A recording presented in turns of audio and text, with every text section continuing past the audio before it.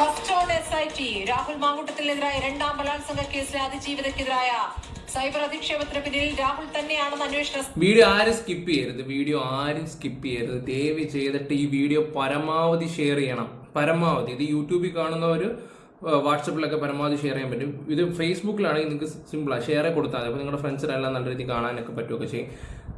പരമാവധി ഈ വിഷയം ഷെയർ ചെയ്യണം. നിങ്ങളുടെ അഭിപ്രായം കറക്റ്റായിട്ട് കമൻറ്റ് ബോക്സിൽ രേഖപ്പെടുത്തണം. കമൻറ്റ് ബോക്സിൽ പിന്നെ വീഡിയോ ഒന്ന് ലൈക്ക് ചെയ്തോ. ഹൈപ്പ് കൊടുക്കുന്നവരെല്ലാവരും ഹൈപ്പ് കൊടുത്തോ. പ്രത്യേകിച്ച് രാഹുലിനെ ഇഷ്ടപ്പെടുന്നവർ ലൈക്ക് കൊടുക്കാൻ മറക്കരുത്. പിന്നെ അത് മാത്രമല്ല, പാലക്കാട് ഈ പറയുന്ന പിഷാരടി തന്നെ ജയിക്കണം. ഓക്കെ, ഇനി ഞാൻ നിങ്ങൾക്ക് വെക്കാൻ പോകുന്നത്, ഇന്നലെ രാഹുൽ മാങ്കൂട്ട് ഒരു വീഡിയോ ഇട്ടിട്ടുണ്ടായിരുന്നു. അത് കണ്ടോ ഇല്ലെന്ന് അറിയത്തില്ല. വയനാട് സംബന്ധമായിട്ടുള്ള അവിടുത്തെ അഴിമതി മൊത്തം പുറത്തു കൊണ്ടുവന്നിട്ടുണ്ട്. ഇന്നലെ ഒരു 8 മിനിറ്റ് വീഡിയോ, ആ ഒരു 8 മിനിറ്റ് വീഡിയോ കാണുമ്പോൾ എല്ലാവർക്കും മനസ്സിലാവും. അതിൻ്റെ ഫലമായിട്ടാണ് ഇന്ന് രാഹുലിന് നല്ല പണിയും കൊടുത്തിട്ടുണ്ട്. റിപ്പോർട്ടിൽ വന്ന ന്യൂസും കാര്യങ്ങളൊക്കെ എല്ലാവരും കണ്ടല്ലോ. ഇപ്പം ഫെനി നയൻ ഓരോ പോസ്റ്റും കാര്യങ്ങളൊക്കെ ഇടുന്ന എല്ലാം രാഹുൽ കാരണമാണെന്നുള്ള രീതിയിൽ ഇപ്പോൾ വരുത്തി തീർക്കുന്നുണ്ട്. ഇന്നലെ രാഹുൽ ഇട്ട ഒരു വീഡിയോ കാരണമാണ് ഇപ്പം പണിയായത്. ഓക്കെ, നമുക്ക് ആദ്യം ആ ഒരു വീഡിയോയിലോട്ട് തന്നെ പോവാം. പോകുന്നതിന് മുമ്പ് ഞാനൊരു വീഡിയോ വെച്ചുതരാം. വയനാട്ടിലെ വീഡിയോ ആണ്. ഈ വീഡിയോ കാണണം. ഓക്കെ, ആ ചെറുക്കൻ പറയുന്നത് കേൾക്കണേ. നമ്മൾ വന്നിട്ട് വീഡിയോ എടുക്കുന്നത് മുഴുവൻ ഒരു പണി തീർന്ന കുറച്ച് വീടുകളുണ്ട്, അത് മാത്രമാണ് എടുക്കുന്നത്. അപ്പൊ ഈ കേരള ജനത എന്താ ചിന്തിക്കുന്നത് വെച്ച് കഴിഞ്ഞാല്, ഞങ്ങൾക്ക് പൂർണ്ണമായിട്ട് വീടുകൾ കൈമാറി ഞങ്ങളിവിടെ താമസം തുടങ്ങിയെന്നാണ്. 1000 രൂപയ്ക്കാണ് ഞാൻ വാടകയ്ക്ക് നിൽക്കുന്നത്. കൽപ്പറ്റയൊക്കെ ഭയങ്കര വാടകയാണ്. ഇപ്പൊ 1.5 വർഷത്തോളായി. 9000 രൂപയാണ്. 6000 രൂപയാണ് സർക്കാർ തരുന്നത്. ബാക്കി 3000 രൂപ ഞാൻ കയ്യിൽ നിന്ന് ചേർത്തിട്ടാണ് ഇപ്പോൾ ഈ 1.5 വർഷം കൊടുത്തോണ്ടിരിക്കുന്നത്. ഉദ്ഘാടനത്തിന് മുമ്പ് വരെ 2300 തൊഴിലാളികൾ വെച്ച് ചെയ്തിട്ട് ഇപ്പൊ അതിന്റെ നേർ പകുതിയേ ഉള്ളൂ. കണ്ടല്ലോ, ഇപ്പോൾ വയനാട്ടിൽ ആ വീട് വെച്ച് നിങ്ങൾ കണ്ടല്ലോ. ഇലക്ഷന് മുമ്പ് നടത്തിയ PR വർക്കുകളൊക്കെ എല്ലാവരും കണ്ടതാണല്ലോ, കേരളം മൊത്തം. അത് കണ്ടിട്ട് കുറേ ആൾക്കാർ പറയുന്നുണ്ട് ഞങ്ങൾ ഇനി വോട്ട് കൊടുക്കാൻ പോകുന്നത് കമ്മ്യൂണിസ്റ്റ് പാർട്ടിക്ക് തന്നെ ആയിരിക്കും എന്നുള്ള രീതിയിലൊക്കെ തന്നെ. പിന്നെ കുറേ കമ്മ്യൂണിസ്റ്റുകാർ തന്നെ വന്ന് ഇടുന്നുണ്ട്, ഞാൻ കോൺഗ്രസ്സുകാരനാണ്, ഇനി മുതൽ ഞാൻ LDF വോട്ട് കൊടുക്കത്തുള്ളൂ എന്നും പറഞ്ഞത്. അവൻ്റെ ഈ യൂട്യൂബിൽ ക്ലിക്ക് ചെയ്ത് നോക്കിയപ്പോൾ മൊത്തം LDF സപ്പോർട്ട് ചെയ്യുന്നത്. ഓക്കെ, ഞാനിവിടെ പറയാൻ വന്ന കാര്യം എന്ന് വെച്ചാൽ, വയനാട്ടിൽ നിങ്ങൾ കണ്ടുണ്ടല്ലോ ഒരു 170 വീടിൻ്റെ, അതിൻ്റെ കുറേ പ്ലംബിങ് വയറിങ് കാര്യങ്ങൾ ഒന്നും നടന്നിട്ടില്ല. പിന്നെ അത് മാത്രമല്ല, ഒരു മനുഷ്യർ പോലും അവിടെ താമസിക്കുന്നില്ല ഇപ്പോഴാണെങ്കിൽ പോലും. അവരവരുടെ PR വർക്കിന് വേണ്ടിയാണ് ഇപ്പം ഇത്രയും ചെയ്തു കൂട്ടിയത്. നമ്മൾ കേരളക്കാർ മൊത്തം കൂടെ 780 കോടി രൂപയാണ് കൊടുത്തത്. അത്രയും കോടി രൂപ ഈ സർക്കാരിന് വേണ്ടി നമ്മൾ കൊടുത്തതാണ്. കർണാടക സർക്കാർ 20 കോടി കൊടുത്തു. അങ്ങനെ ഒരുപാട് ആൾക്കാർ, കർണാടക സർക്കാരിൻ്റെ അടുത്ത് രാഹുൽ ഗാന്ധിയും പറഞ്ഞ KC വേണുഗോപാലും കൂടെ സംസാരിച്ചാണ് ആ 20 കോടി രൂപ അവിടെ എത്തിച്ചത്. അത് ഉൾപ്പെടെ ഉണ്ട് ഇവിടെ. ഇതിനൊക്കെ ഇവന്മാർ ഉത്തരം പറയണം. ഈ ഇത്രയും വീട് വെക്കുന്നതിന് നിങ്ങൾ തന്നെ ഒന്ന് ആലോചിച്ച് നോക്ക്.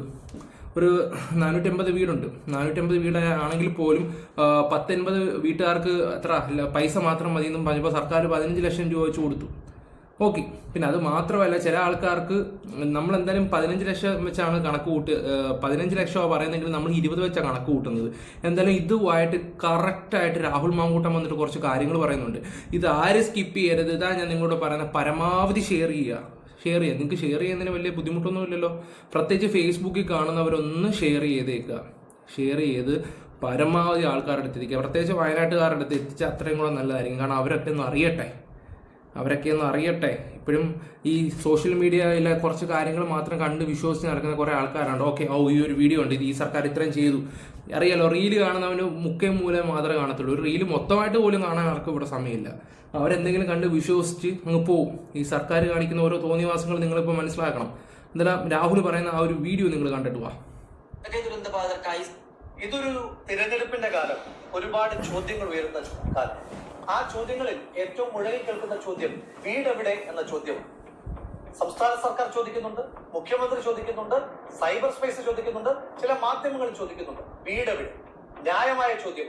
വയനാട്ടിലെ ദുരന്തം അനുഭവിച്ച മനുഷ്യന്മാർ 2 വർഷത്തോടെടുക്കുമ്പോൾ വീടെവിടെ എന്ന ആ ചോദ്യം ഉയരേണ്ടുന്ന ചോദ്യം തന്നെയാണ്. പക്ഷെ എന്റെ സംശയം, വീടെവിടെ എന്ന ആ ചോദ്യം ആദ്യം ചോദിക്കേണ്ടത് പ്രതിപക്ഷത്തോടാണോ അതോ ഈ സംസ്ഥാനം ഭരിക്കുന്ന സർക്കാരിനോടാണോ? ഞാൻ പറയും, ആ ചോദ്യം ചോദിക്കേണ്ടത് സംസ്ഥാന സർക്കാരിനോട്. കാരണം ഞാനും നിങ്ങളും നമ്മളും ഒന്നിച്ചു നിന്ന് 778 കോടി രൂപ വയനാടിനെ പുനരുജ്ജീവിപ്പിക്കുവാൻ വേണ്ടി ദുരിതാശ്വാസ നിധിയിലേക്ക് അടച്ചത് സംസ്ഥാന സർക്കാരിലാണ്. സംസ്ഥാന സർക്കാരിന്റെ CMDRFിലേക്കാണ് നമ്മൾ ആ തുക കൈമാറിയിട്ടുള്ളത്. ആ തുക വെച്ചിട്ട് ഈ 2 വർഷം എടുക്കുമ്പോൾ ഈ സംസ്ഥാന സർക്കാർ എന്തെല്ലാമാണ് ചെയ്തിരിക്കുന്നത്? ദുരന്തമുണ്ടായി കൃത്യം 20 മാസമാകുമ്പോൾ ഈ സംസ്ഥാന സർക്കാർ പൂർത്തീകരിച്ച് ആ വീടുകളിൽ താമസിക്കുന്ന ഒരു മനുഷ്യനെങ്കിലും നിങ്ങൾക്ക് വയനാട്ടിൽ കാണിച്ചു തരാൻ കഴിയും? ഇല്ല. അപ്പോൾ നിങ്ങൾ പറയും സംസ്ഥാന സർക്കാർ 178 വീടുകൾ കൈമാറിയില്ലേ? 178 വീടുകൾ കൈമാറുന്ന ഒരു ചടങ്ങ് നടത്തി. അത് PR-ന് വേണ്ടി, തെരഞ്ഞെടുപ്പുമായി ബന്ധപ്പെട്ട് പെരുമാറ്റച്ചട്ടം വരുന്നതിന് മുമ്പ് PR-ന് വേണ്ടി ഉപയോഗിക്കുകയും ചെയ്തു. പക്ഷെ ആ 178 വീടുകളിൽ ഒന്നിലെങ്കിലും ആളുകൾക്ക് താമസിക്കാൻ കഴിയുന്നു ഇല്ല. കാരണം മഹാഭൂരിപക്ഷ വീടുകളിലും ഇലക്ട്രിഫിക്കേഷൻ പൂർത്തീകരിച്ചിട്ടില്ല. ചില വീടുകളിൽ പ്ലംബിംഗ് ആക്ടിവിറ്റീസ് പൂർത്തീകരിച്ചിട്ടില്ല. പിന്നെ എങ്ങനെയാണ് ആ വീട്ടിൽ മനുഷ്യന്മാർ താമസിക്കുക? ഇന്ന് നമ്മൾ ഈ സംസാരിക്കുന്ന ദിവസം വരെ വയനാട്ടിലെ സർക്കാർ കൈമാറിയ ഒരു വീട്ടിൽ പോലും ഒരാൾ പോലും താമസിക്കുന്നില്ല എന്ന കണക്ക് നിങ്ങൾ എത്ര പേർക്ക് മുന്നിൽ ഈ കേരളത്തിലെ മുഖ്യധാര മാധ്യമങ്ങൾ എത്തിച്ചിട്ടുണ്ട്? എന്തുകൊണ്ട് എത്തിക്കുന്നില്ല ഇവിടുത്തെ മാധ്യമങ്ങൾ? റിപ്പോർട്ടർ ചാനലിൽ ഒരുപാട് ആൾക്കാരാണെങ്കിൽ പോലും ഇവിടുത്തെ സർക്കാരിനെയാണ് ഇപ്പോഴും സപ്പോർട്ട് ചെയ്തുകൊണ്ടിരിക്കുന്നത്. ഞാൻ ചോദിച്ചോട്ടെ, നിങ്ങൾ ഈ കിടന്ന് ഇതൊക്കെ കണ്ടിട്ടിരുന്ന് കരയുമൊക്കെ ചെയ്യുന്നുണ്ടല്ലോ, ന്യൂസിലെ കുറെ അവരൊക്കെ എന്നൊക്കെ ഇന്ന് കുത്തിയിരുന്നൊക്കെ കരഞ്ഞില്ല, കണ്ടില്ലേ കുഞ്ഞുങ്ങളുടെ കിടപ്പ് കണ്ടില്ലേ, എനിക്ക് മനസ്സിനൊരു ഇത് വരുന്നില്ല, അങ്ങനെയാണെന്നൊക്കെ മുട്ടയൊക്കെ പൊട്ടി കരഞ്ഞിട്ടുള്ളത്. അവന്മാരൊക്കെ ഭയങ്കര കരച്ചിലായിരുന്നു. എടാ നീ ഇപ്പം അവന്മാരോടൊക്കെ ചെയ്യുന്ന നീതികേടല്ലയോ? ഈ DYFI കണ്ട് പിരിച്ചങ്ങാണ്ട് 10-15 കോടി രൂപയോളം അവന്മാർ ഒരു വർഷം ബാങ്കിലിട്ട്, അത് തന്നെ 1 കോടിയോളം, 1 കോടി പലിശ കിട്ടി തന്നെ 1 കോടി 10 ലക്ഷത്തോളം പലിശ തന്നെ കിട്ടി. ആ പൈസയൊക്കെ എവിടെ പോയി? ഇവന്മാർ ഈ അടുത്ത സമയത്താണ് ഇതൊക്കെ കൈമാറുകയൊക്കെ ചെയ്തത്. ഈ അടുത്ത സമയത്ത് പറയുമ്പോൾ ഒരുപാട് കാര്യങ്ങളുണ്ട് ഈ സർക്കാർ കാണിക്കുന്ന ഓരോ തോന്നിയവാസങ്ങൾ. അപ്പോഴും നിങ്ങൾ എന്താ ഈ റീലും അതും ഇതൊക്കെ ഈ പാർട്ടിയുടെ ചെങ്കൊടി അതൊക്കെ കണ്ടിട്ട് ഞാനൊരു കാര്യം പറയാം. പഴയ കമ്മ്യൂണിസ്റ്റ് ആണെങ്കിൽ കൂടെ നിൽക്കാൻ നമുക്ക്, പഴയ കമ്മ്യൂണിസ്റ്റ് വേറെ ലെവലായിരുന്നു. എനിക്കൊക്കെ ഭയങ്കര ഇഷ്ടമായിരുന്നു. ഞാനിവിടത്തേക്ക് ഞങ്ങളുടെയൊക്കെ നാട്ടിലെ പാർട്ടിക്കാരോടൊക്കെ ചോദിച്ചു, ചേട്ടാ ഞാനും വരട്ടെ നാളെ മുതൽ എന്നൊക്കെ സംസാരിച്ചതാണ്. എനിക്ക് നിങ്ങൾ സംഘടനാപരമായിട്ടൊന്ന് ആലോചിച്ചിട്ടില്ല, സംസാരിച്ചിട്ട് വരാമെന്ന്. എപ്പോഴത്തേക്ക് എന്താ പറയുക, കോമഡിയാണ് കേട്ടോ. അതൊക്കെ പണ്ടൊക്കെ നമുക്ക് ഭയങ്കര എന്നോട് താല്പര്യം ഉണ്ടായിരുന്നു. നാടിന് വേണ്ടി സേവിക്കുക, അതിപ്പോൾ ഏത് പാർട്ടി ആയാലും നാടിന് വേണ്ടി സേവിക്കുക. പക്ഷെ പറഞ്ഞിട്ട് കാര്യമില്ലല്ലോ. ഇപ്പം ഇവിടുത്തെ ഭരണം നടത്തിക്കൊണ്ടിരിക്കുന്ന ചെറ്റകൾ, ഞാൻ അങ്ങനെ പറയത്തുള്ളൂ, അഴിമതിയോടഴിമതി. ഇവിടെ കൂടെ നിൽക്കുന്ന പാർട്ടിക്കാർ പോലും മാറിക്കൊണ്ടിരിക്കുകയാണ് ഇപ്പോൾ. ഇനിയെങ്കിലും ഇവിടുത്തെ ജനങ്ങളെ, ഞാനൊരു കാര്യം പറയാം, കേരളത്തിലെ എങ്ങനെ പോയാലും ഒരു 80% കേരളത്തിലെ മൊത്തം കൂടെ ഇട്ട സാധാരണപ്പെട്ട ആൾക്കാരാണ്. ബാക്കി 20% പാർട്ടിക്കാർ കളയാം. ആ 80% ആൾക്കാർ വിചാരിച്ച ഈ സർക്കാരിനെ ഇറക്കാൻ പറ്റും. പക്ഷെ എന്ത് ചെയ്യാനാ, ഇതുപോലുള്ള റീലും അതും ഒക്കെ വയനാട്ടിൽ അത് ചെയ്തു ഇത് ചെയ്തു എന്നൊക്കെ പറഞ്ഞ് ഏതെങ്കിലും പൊട്ടന്മാർ വന്നിട്ട് എന്തെങ്കിലും പറയും, അല്ലെങ്കിൽ എന്തെങ്കിലും ഇതുപോലുള്ള കാര്യങ്ങൾ തെറ്റിദ്ധരിപ്പിക്കുകയും ചെയ്യുമ്പോൾ അത് വിശ്വസിക്കുന്ന കുറെ ആൾക്കാരുണ്ട്. പറഞ്ഞിട്ട് കാര്യമില്ല. ഇതുവരെ നമ്മൾ അക്കൗണ്ട് ചെയ്തിട്ടില്ലാത്ത, ഓഡിറ്റ് ചെയ്തിട്ടില്ലാത്ത ചില കണക്കുകളിലേക്ക് കിടക്കാം. വയനാട്ടിൽ ആകെ മുഖ്യമന്ത്രിയുടെ ദുരിതാശ്വാസ നിധിയിലേക്ക് നമ്മൾ സംഭാവന ചെയ്ത തുക 778 കോടി രൂപ. ആ 778 കോടി രൂപയിൽ സംസ്ഥാന സർക്കാർ ടൗൺഷിപ്പ് നിർമ്മിക്കുവാൻ വേണ്ടി മാത്രം ചെലവഴിക്കുന്ന തുക 299. അതായത് മിച്ചം 479 കോടി. അതിലേക്ക് കിടക്കാം. ഈ 299 കോടി രൂപയ്ക്ക് വയനാട്ടിൽ ടൗൺഷിപ്പ് നിർമ്മിക്കുവാൻ കരാറ് കൊടുത്തിരിക്കുന്നത് ഊരാളുങ്കൽ ലേബർ സൊസൈറ്റിക്കാണ്. ഊരാളുങ്കൽ 299 കോടി രൂപയുടെ വയനാട്ടിലെ പുനർനിർമ്മാണ പാക്കേജ് കൊടുക്കുമ്പോൾ യാതൊരു വിധമായ ടെൻഡർ നടപടികളും പാലിക്കപ്പെട്ടിട്ടില്ല. നമ്മൾ അപ്പോഴൊന്നും ചോദിച്ചിട്ടില്ല ഇതിനകത്ത് അഴിമതിയില്ലേ, എങ്ങനെയാണ് ടെൻഡർ ഇല്ലാതെ 299 കോടി രൂപ ഊരാളുങ്കലിൽ കൊടുക്കുന്നതെന്ന ചോദ്യം നമ്മൾ ചോദിക്കാത്തത്. ഒരു ദുരന്തത്തിന്റെ സമയത്ത് ചില ആളുകൾ സൂചിപ്പിക്കുന്ന പോലെ ശവത്തിൽ നിന്ന് മോട്ടിക്കുന്ന പണി ഈ സർക്കാർ കാണിക്കില്ല എന്ന നമ്മുടെ തെറ്റിദ്ധാരണ കൊണ്ടാണ്. ഇനി ആ കണക്കിലേക്ക് തന്നെ നമുക്ക് പോകാം. നിങ്ങൾക്കൊരു കാര്യം അറിയും, വയനാട്ടിലെ ദുരന്തത്തിൽ മൊത്തം എത്ര മനുഷ്യന്മാർ കൊല്ലപ്പെട്ടിട്ടുണ്ട് എന്നും ആകെ എത്ര മനുഷ്യന്മാരെയാണ് കാണാതെ പോയതെന്നുള്ള കൃത്യമായ ഒരു കണക്ക് ഇന്നത്തെ ദിവസം വരെ സംസ്ഥാന സർക്കാരിന്റെ കയ്യിലില്ല. സംസ്ഥാന സർക്കാരിന്റെ കണക്കിൽ വയനാട്ടിൽ വീട് നഷ്ടമായ ആകെ ആളുകളുടെ എണ്ണം 487. ആ 487 പേരിൽ 85 ആളുകൾ പറഞ്ഞു ഞങ്ങൾക്ക് സംസ്ഥാന സർക്കാർ നിർമ്മിക്കുന്ന വീട് വേണ്ട, പകരം അതിനാവശ്യമായിട്ടുള്ള നഷ്ടപരിഹാര തുക നൽകിയാൽ. അപ്പൊ സംസ്ഥാന സർക്കാർ നിർമ്മിക്കേണ്ട വീട് 402. ഈ 85 കുടുംബങ്ങൾ, ആ 85 കുടുംബങ്ങൾക്ക് വീട് നിർമ്മിക്കാനായി സംസ്ഥാന സർക്കാർ കൊടുത്തത് 15 ലക്ഷം രൂപയാണ്. അതായത് വയനാട്ടിൽ വീട് നഷ്ടമായ ഒരു മനുഷ്യന് ഒരു വീടിനെ സംസ്ഥാന സർക്കാർ കണക്കാക്കുന്നത് 15 ലക്ഷം രൂപ. അങ്ങനെ നോക്കുമ്പോൾ ഈ സംസ്ഥാന സർക്കാർ ആകെ വയനാട്ടിൽ നിർമ്മിക്കുവാൻ തീരുമാനിച്ചിരിക്കുന്നത് 410 വീടുകളാണ്. ആ 410 ഗുണം 15 ലക്ഷം.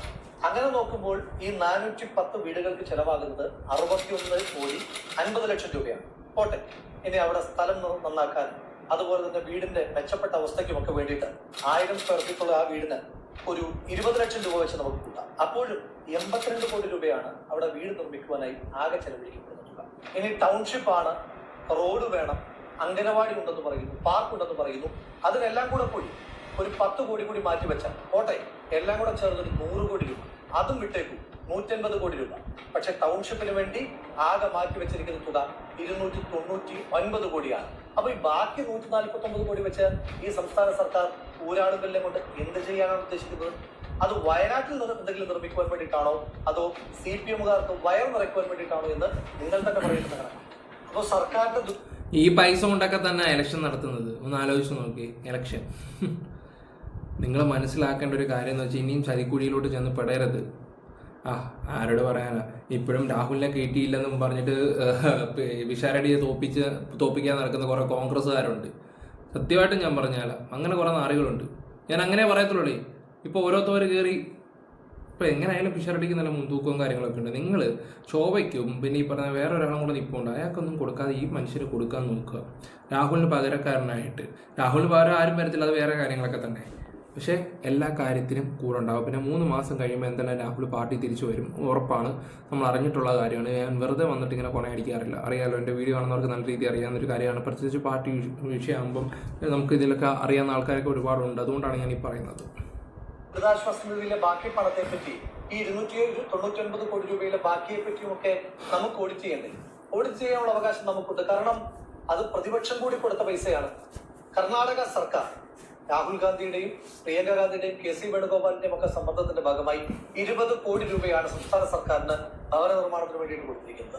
അതുപോലെ തന്നെ കേരളത്തിലെ UDF-ന്റെ MLA-മാർ, പ്രതിപക്ഷ നേതാവ് അടക്കമുള്ള ആളുകൾ, MP-മാർ, അവരെല്ലാവരും വയനാട് ദുരിതാശ്വാസ നിധിയിലേക്ക് പണം കൈമാറിയിട്ടുണ്ട്. അപ്പം നമുക്ക് കൂടി അവകാശപ്പെട്ട ഈ സംസ്ഥാനത്തിന്റെ പൊതുവായ പണം, ആ പണം എങ്ങനെയൊക്കെ ചിലവഴിക്കപ്പെട്ടു എന്നതിനെ പറ്റി കൃത്യമായ കണക്ക് നമുക്കറിയണം. ഇനി തിരിച്ച് കോൺഗ്രസിനോട് നിങ്ങൾക്ക് ചോദിക്കാം, പ്രതിപക്ഷത്തോട് നിങ്ങൾക്ക് ചോദിക്കാം, എന്തിനെ പറ്റി? കാലതാമസത്തെ പറ്റി. ശരിയാണ്, പ്രതിപക്ഷത്തിന് കാലതാമസം ഉണ്ടായിട്ടുണ്ട് ഭവന നിർമ്മാണത്തിൽ. ഒരു കാര്യം നിങ്ങൾ മനസ്സിലാക്കേണ്ടത്, ഈ സംസ്ഥാനത്തെ എല്ലാ ഭൂമിയുടെ മുകളിലും കൂടുതൽ അവകാശമുള്ള സംസ്ഥാന സർക്കാർ, ആ സർക്കാരിന് പോലും 2024 ജൂലൈയിൽ ദുരന്തമുണ്ടായിട്ട് ഭൂമി ഏറ്റെടുപ്പ് പൂർത്തീകരിക്കാൻ കഴിഞ്ഞത് 2025 ഏപ്രിൽ മാസം 11-ാം തീയതിയാണ്. ഏതാണ്ട് 1 വർഷത്തോടെടുത്തു സംസ്ഥാന സർക്കാരിന്. അതിനേക്കാൾ കുറച്ചുകൂടി സമയം കോൺഗ്രസിനെടുത്തു. കോൺഗ്രസിന് മേപ്പാടിയിൽ കുന്നുംപറ്റയിൽ സ്ഥലം വാങ്ങിയിട്ടുണ്ട്. ഇന്ത്യൻ നാഷണൽ കോൺഗ്രസ് KPCC-യുടെ നേതൃത്വത്തിൽ ആപ്പ് വഴി ഏതാണ്ട് 4.5 കോടി രൂപയാണ് സമാഹരിച്ചതെന്നാണ് ഞാൻ മനസ്സിലാക്കുന്നത്. യൂത്ത് കോൺഗ്രസ് ആപ്പ് ഉപയോഗിച്ചിട്ടില്ല. ഓരോ നിയോജകമണ്ഡലം കമ്മിറ്റികൾക്ക് അക്കൗണ്ടിൽ പൈസ നിക്ഷേപിക്കുവാനാണ് ആവശ്യപ്പെട്ടത്. അത് പ്രകാരം സംസ്ഥാന യൂത്ത് കോൺഗ്രസ് കമ്മിറ്റി ഏതാണ്ട് 1,05,00,000 രൂപ KPCC കൈമാറുകയും ഈ പണം കൊണ്ടെത്തിച്ചു. ഈ പണം ഉപയോഗിച്ചുകൊണ്ടാണ് വയനാട് മേപ്പാടിയിൽ കുന്നുംപറ്റയിൽ കോൺഗ്രസ് സ്ഥലമേറ്റെടുത്തത്. ആ സ്ഥലത്ത് നിർമ്മാണ പ്രവർത്തനങ്ങൾക്ക് ആവശ്യമായിട്ട് സ്ഥലം വൃത്തിയാക്കുന്ന പ്രവർത്തനങ്ങളുമായിട്ട് മുന്നോട്ട് പോവുകയും ചെയ്യുക. നമ്മുടെ ഭരണമില്ല ഇപ്പോൾ കോൺഗ്രസിന്, അത് മരിക്കണം. എല്ലാവരും ഓർക്കണം അത്. ഇവിടെ ഭരണമില്ലെന്ന്. എന്നിട്ട് പോലും അവർ ഇത്രയൊക്കെ കാര്യങ്ങൾ ചെയ്യുന്നുണ്ട്. ഇവിടുത്തെ സർക്കാരിനെ പോലെ ആൾക്കാരെ കാണിച്ച് പറ്റിക്കുന്നില്ല. സമയമാകുമ്പോൾ അതെല്ലാം വരും. അവരത്രയെങ്കിലുമൊക്കെ ചെയ്യുന്നുണ്ട്. ഈ ഒരു ഇലക്ഷൻ നിങ്ങൾ ദയവ് ചെയ്തിട്ട് ഈ സർക്കാരിനെ താഴെയെടുക്കാൻ നോക്കുക. എനിക്ക് അത്രേ നിങ്ങളോട് പറയാനുള്ളൂ. ഇനി കണക്കിനെ ഓഡിറ്റ് ചെയ്യുകയാണെങ്കിൽ, ഞാൻ യൂത്ത് കോൺഗ്രസ് പ്രസിഡന്റ് ആയിരിക്കുമ്പോഴാണ് പത്തനംതിട്ടയിൽ വെച്ച് മാധ്യമ സമ്മേളനം നടത്തിയിട്ട് ചോദിച്ചു. ഞാൻ സംസ്ഥാന യൂത്ത് കോൺഗ്രസ് കമ്മിറ്റിയുടെ സ്റ്റേറ്റ്മെന്റ്, ബാങ്ക് സ്റ്റേറ്റ്മെന്റ് എടുത്ത് കൈരളിയുടെ റിപ്പോർട്ടറോടാണ് കൊടുക്കുന്നത്. നിങ്ങളിത് പരിശോധിച്ചിട്ട് ഇന്നത്തെ ദിവസം വരെ ഈ അക്കൗണ്ടിൽ നിന്ന് 1 രൂപയെങ്കിലും പിൻവലിച്ചതായി തെളിയിച്ചാൽ ഞാൻ ആ ഉത്തരവാദിത്വത്തിൽ നിന്ന് രാജിവെക്കാം എന്നെന്ന് വെല്ലുവിളിക്കുകയും ചെയ്തിരുന്നു. ഇനി തിരിച്ച് പണം കൊടുത്തു എന്ന് പറയുന്ന DYFIയുടെ കണക്കിനെ പറ്റി നമുക്ക് ഓഡിറ്റ് ചെയ്യണ്ടേ? DYFI എന്നാണ് മുഖ്യമന്ത്രിക്ക് ചെക്ക് കൈമാറിയത്? 2025 ഏപ്രിൽ മാസമാണ് 20 കോടി രൂപയുടെ ചെക്ക് മുഖ്യമന്ത്രി കൈമാറിയത്. അതായത് 2025 ഏപ്രിൽ മാസം DYFIക്ക് 20 കോടി രൂപ അവരുടെ അക്കൗണ്ടിലേക്ക് എത്തി. അതുകൊണ്ടാണല്ലോ സംസ്ഥാനത്തിന്റെ മുഖ്യമന്ത്രിക്ക് ചെക്ക് കൈമാറുവാൻ കഴിയുന്നത്. ഇനി തിരിച്ച് DYFI അക്കൗണ്ടിൽ പണം നിക്ഷേപിക്കുന്നതെന്നാണ് 2026 ജനുവരി മാസം. അതായത് 10 മാസം 20 കോടി രൂപ DYFIയുടെ അക്കൗണ്ടിൽ ഉണ്ടായിരുന്നു. ഇനി അതിന്റെ കണക്ക് നമുക്ക് നോക്കാം. 20 കോടി രൂപ നമ്മുടെ നാട്ടിലൊക്കെ ശരാശരിയുള്ള ഒരു പലിശ ഉണ്ടല്ലോ, 7%. 7% വെച്ച് പലിശ നോക്കിയാൽ തന്നെ 20 കോടി 10 മാസം അക്കൗണ്ടിൽ കിടക്കുമ്പോൾ ഏതാണ്ട് 1,16,00,000 രൂപ DYFIക്ക് കിട്ടിയിട്ടുണ്ട്. ആ 1,16,00,000 രൂപ വെച്ച് DYFI എന്താ ചെയ്തത്? അതിനെപ്പറ്റി നമുക്ക് ഓഡിറ്റ് ചെയ്യണ്ടേ? അപ്പൊ നമുക്ക് ഓഡിറ്റുകൾ വേണം. കാലതാമസത്തെ പറ്റി ഓഡിറ്റ് ചെയ്യണം, കിട്ടിയ പണത്തെ പറ്റി ഓഡിറ്റ് ചെയ്യണം. ആ ഓഡിറ്റ് ചെന്നെത്തുക സംസ്ഥാന സർക്കാരിലേക്കായിരിക്കും. പ്രതിപക്ഷത്തെ സംബന്ധിച്ചിടത്തോളം ഏറ്റവും എളുപ്പമുള്ള ജോലി ചോദ്യം ചോദിക്കലായി. പക്ഷേ UDF പ്രതിപക്ഷമായിരിക്കുമ്പോൾ ചോദ്യം ചോദിക്കുകയല്ല. എന്തുകൊണ്ട് വീട് വൈകി, എന്തുകൊണ്ടാണ് നിങ്ങൾ വീട് നിർമ്മിക്കാത്തത് എന്ന് ചോദ്യം ചോദിക്കുന്നതിന് പകരം ഞങ്ങൾ ചെയ്തത്, UDF ചെയ്തത്, ഞങ്ങൾ കൂടി സംസ്ഥാന സർക്കാരിനോടൊപ്പം നിന്ന് വീട് നിർമ്മിക്കാം, വയനാടിനെ പുനരുജ്ജീവിപ്പിക്കാം, ഈ നാടിനെ ചേർത്ത് പിടിക്കാമെന്നാണ്.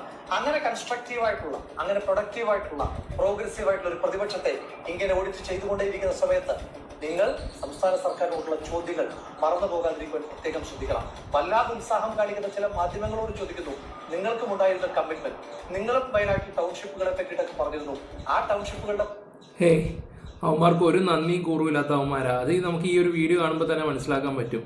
ഈ ഒരു രാഹുൽ പറയുന്ന കേൾക്കുമ്പോൾ തന്നെ മനസ്സിലാക്കാം അവന്മാർക്ക് ഒരു നന്ദിയും കൂറുമില്ല. പിന്നെ ഒരു കാര്യം കൂടെ ഞാൻ നിങ്ങളോട് പറയാം. ഇലക്ഷൻ വരുമ്പോൾ അതിന് ഒരു മാസം മുമ്പ് ഇതുപോലുള്ള കാര്യങ്ങൾ കാണിക്കുമ്പോൾ ആൾക്കാർക്കൊരു ഇത് വരും. കേരളത്തിലെ ജനങ്ങളുടെ സ്വഭാവമാണ് ഇപ്പോൾ ഒന്ന് ഒരു സെക്കൻഡ് കഴിഞ്ഞാൽ വേറെ. അങ്ങനെ ചില ആൾക്കാരുണ്ട്. അപ്പപ്പം കാണുന്നവനെ അപ്പാന്ന് വിളിക്കുന്ന സ്വഭാവം. ഇപ്പോൾ ലാസ്റ്റ് ഈ ഒരു കുറച്ച് കാര്യങ്ങൾ കൊണ്ട് കാണിച്ച് കുറേ വ്ളോഗർമാരെ കൊണ്ട് ഇറക്കി പൈസ കൊടുത്ത് ചെയ്യിപ്പിച്ചു കഴിഞ്ഞപ്പോൾ ദേ കിടക്കുന്നു. മമ്മൂട്ടി വന്നിട്ട് എന്തുകൊണ്ടാ കണ്ടിട്ട് അങ്ങ് പോയത്? എന്നിട്ട് പാർട്ടിക്കാരോട് എടുത്ത് സംസാരിക്കാനുള്ള കാര്യങ്ങളൊക്കെ എന്താ? അയാൾക്ക് ബുദ്ധിയുണ്ട്. പണി എന്തായി എന്ന് കൂടി നിങ്ങൾ തന്നെ ഒരു ആത്മപരിശോധന നടത്തും. ചോദ്യങ്ങൾ ഉണ്ടാകും, ഉത്തരങ്ങൾ വേണം. പക്ഷെ ചോദ്യങ്ങൾ പണം വാങ്ങി ഏകപക്ഷീയമാകരുത്, സംസ്ഥാന സർക്കാരിന് വേണ്ടിയിട്ടുള്ളതാകരുത്. നമുക്ക് ഒരുമിച്ച് സർക്കാരിനോട് ചോദിക്കാം, ഒപ്പമുള്ള ചോദ്യങ്ങൾ പ്രതിപക്ഷത്തോട് ചോദിക്കാം. ചോദ്യങ്ങൾ ചോദിച്ചു തന്നെ നമുക്ക് ഈ തെരഞ്ഞെടുപ്പിനെ. ഓക്കെ, നമുക്കിനി വേറെ ന്യൂസിലോട്ടൊന്ന് പോകാം. രാഹുലിന് ഇപ്പോൾ ഒരു നല്ലൊരു പണി കിട്ടിയിട്ടുണ്ട്. രാഹുലിന്റെ കേസ് വീണ്ടും കുത്തിപ്പൊക്കുകയാണ്. അതിൽ ആ ഒരു ന്യൂസും കൂടെ ഒന്ന് കേട്ടോ. ഹാജരാകണമെന്നാവശ്യപ്പെട്ട് രാഹുലിന് കോടതി നോട്ടീസ് അയച്ചു. Thiruvananthapuram judicial first class magistrate കോടതിയുടേതാണ് നടപടി. ഹരി മോഹൻ വിവരങ്ങൾ നൽകും. ഹരി, വളരെ പ്രധാനപ്പെട്ട വാർത്തയാണ്. ഇപ്പോൾ രാഹുൽ മാങ്കൂട്ടത്തിലെ സുഹൃത്ത് ചെയ്തുകൊണ്ടിരുന്ന സൈബർ ആക്രമണം, അതിന് പിന്നിൽ രാഹുൽ മാങ്കൂട്ടത്തിൽ തന്നെയാണെന്ന് ഇപ്പോൾ SIT കണ്ടെത്തിയിരിക്കുന്നു. കോടതിയിൽ റിപ്പോർട്ട് നൽകിയിരിക്കുന്നു. കോടതി ഇപ്പോൾ നോട്ടീസ് നൽകിയിരുന്നു. എന്താണ് വിശദാംശങ്ങൾ? കഴിഞ്ഞ ദിവസങ്ങളിൽ ഫെന്നിനെയാണ്, അതായത് രാഹുൽ മാങ്കൂട്ടത്തിന്റെ സുഹൃത്ത് നിരന്തരമായി ഫേസ്ബുക്കിൽ കൂടി അതിജീവിതയെ അധിക്ഷേപിക്കുന്ന തരത്തിൽ, ഒപ്പം തന്നെ ഐഡന്റിറ്റി വെളിപ്പെടുത്തുന്ന തരത്തിൽ ചില പോസ്റ്റുകൾ ഇട്ടിരുന്നു. അത് ഒരു തവണയല്ല, പല തവണയായിക്കൊണ്ട്. മാത്രമല്ല ഈ വ്യാജ ഐഡന്റിറ്റി, അതിജീവിതക്കെതിരെ പറയുന്നത് അതിജീവിതയുടെ വ്യാജ ഐഡന്റിറ്റി പൊളിയും, കുടുംബം ഭവിഷ്യത്ത് അനുഭവിക്കേണ്ടി വരും, നാടകം പൊളിയും തുടങ്ങിയ വാചകങ്ങളൊക്കെ ഉപയോഗിച്ചുകൊണ്ട് നിരന്തരം പോസ്റ്റ് ഇടുകയായിരുന്നു. ഇതിൽ അതിജീവിത ഒരു പരാതി SITക്ക് നൽകിയിരുന്നു. ആ പരാതി ഫെനിനെതിരെയുള്ളതായിരുന്നു. ഈ പരാതി പോലീസ് പരിശോധിച്ചു. ആ പരിശോധനയിൽ നിന്ന് പോലീസ് അല്ലെങ്കിൽ SIT കണ്ടെത്തിയിരിക്കുന്നത് ഫെനി ഒറ്റയ്ക്ക് ചെയ്തതല്ല, അല്ലെങ്കിൽ ഫെനി സ്വന്തം നിലയ്ക്ക് ചെയ്തതല്ല, അത് രാഹുൽ മാങ്കൂട്ടത്തിൽ ഫെനിയെ കൊണ്ട് ചെയ്യിക്കുന്നതാണ്. ഈ സൈബർ ഇപ്പൊ എങ്ങനെ ഇരിക്കുന്നത്? ഫെനി രാഹുലിനോടുള്ള സ്നേഹം കൊണ്ട് ഓരോ കാര്യങ്ങൾ സോഷ്യൽ മീഡിയ കൊണ്ടുവരികയൊക്കെ ചെയ്യും. പക്ഷെ എന്ത് ചെയ്യാനാ, അവസാനം എല്ലാം രാഹുലിന്റെ തലേ തന്നെ കൊണ്ടെത്തുകയും ചെയ്യും. ആഹാ, അന്തസ്. ഇവരൊക്കെയാണ് എല്ലാം എന്ത് പറയാനാണ്. ഇപ്പൊ രാഹുലിന്റെ പേരിൽ എന്തായാലും 17-ാം തീയതി ഈ മാസം 17-ാം തീയതി ഹാജരാകണമെന്ന് പറയുമ്പോൾ നിങ്ങളൊന്ന് ആലോചിച്ച് നോക്കുക. ഇവനെ ദ്രോഹിക്കുക തന്നെ ചെയ്യും. ഇപ്പോൾ രാഹുൽ ഇലക്ഷൻ ഇറങ്ങിയായിരുന്നെങ്കിൽ പെണ്ണ് പിടിയാൻ അങ്ങനെയാണ്. ഇപ്പോൾ എന്നാൽ പിഷാരടിയുടെ കണ്ടില്ലേ, ഇപ്പോൾ അവിടുത്തെ ഒരു മെമ്പർ പരസ്പര സമ്മതത്തോടെ ഏതോ ഒരുത്തിയായിട്ട് എന്തോ ചെയ്യുകയൊക്കെ ചെയ്ത് അവസാനം ദേ കിടക്കുന്ന അയാൾക്ക് വള്ളിയായപ്പോഴത്തേക്ക് പിഷാരടി അതിനെക്കുറിച്ച് പറഞ്ഞപ്പോഴത്തേക്ക് ഇപ്പം വേറെ തരത്തിലാക്കി അത് മാറ്റിയത് BJP എന്ന് പറയുന്ന പോലെയാണ്. എനിക്ക് നിങ്ങളുടെ ജനങ്ങളോട് ഒരു കാര്യം മാത്രമേ പറയാനുള്ളൂ, കൂടെ നിൽക്കുക. പാലക്കാടാണെങ്കിൽ പോലും കൂടെ നിൽക്കുക. ഇവറ്റകളെ ഇറക്കിയില്ലെങ്കിൽ മൂജി കുത്തിയിരിക്കും. അത്രേ ഞാൻ പറയുന്നുള്ളൂ. വീഡിയോ ഇഷ്ടപ്പെട്ട ലൈക്ക്, ഷെയർ, സപ്പോർട്ട് ചെയ്യുക. Bye, love you all. Share ചെയ്യുക. ഫോളോ ചെയ്യാത്തവരൊന്ന് ചാനലും കൂടെ ഫോളോ ചെയ്യുക. സബ് ചെയ്യാത്തവർ സബും ചെയ്യുക. പരമാവധി ഷെയർ ചെയ്യുക.